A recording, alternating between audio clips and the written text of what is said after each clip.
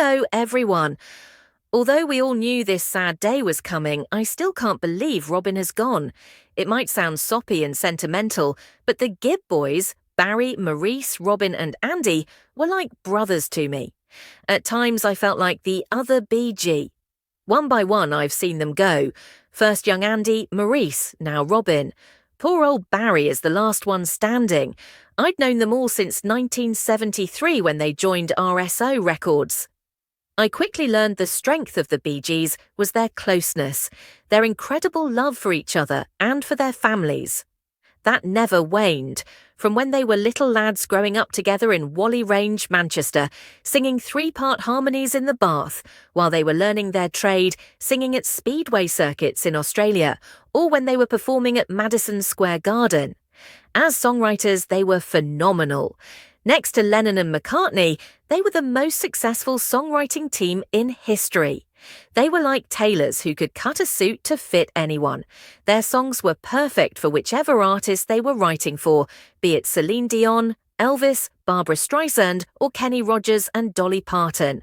And as artists, they were uniquely talented. Nobody could sing a three-part harmony like those Gibb brothers. But Robin had the greatest voice. In fact, I think he had the best white soul voice of all time. It could take you to heaven. He also had the biggest heart of anyone I've ever met and cared for others more than himself.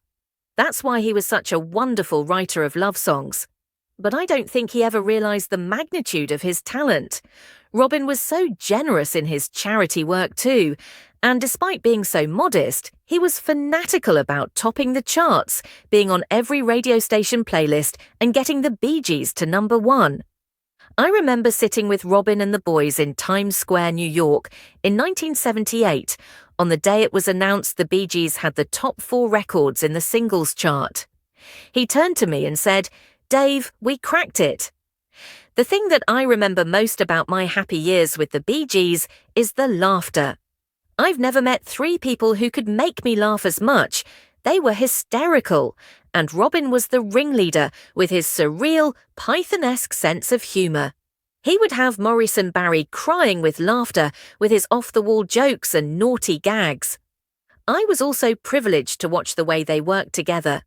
In 1975, they were looking for inspiration for new songs, and at Eric Clapton's suggestion, they moved out to Miami Beach to stay at 461 Ocean Boulevard, which had inspired his album.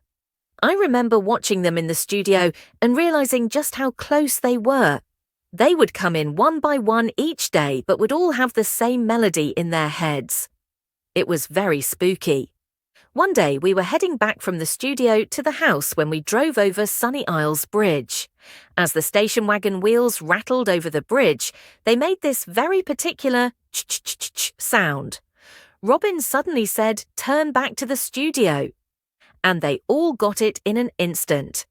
Based on the rhythm those wheels had made, they sat straight down and wrote Jive Talkin', which became their second US No. 1 and the start of the next stage of their career. Later that year, we went to a studio in France, and in just 36 hours they wrote Stayin' Alive, Night Fever, How Deep Is Your Love, and More Than a Woman, which helped Saturday Night Fever become the biggest soundtrack album of all time. That telepathic bond was particularly strong between Robin and Maurice because they were twins. When they were kids, Maurice fell off their bicycle, and even though Robin was 30 miles away, he actually felt the pain. So when Maurice died so suddenly in 2003, Robin never got over it. He'd already had to cope with Andy dying at the age of 30. He was staying in Robin's house at the time too. That was the first arrow to his heart. But when Mo went, I don't think he ever accepted it.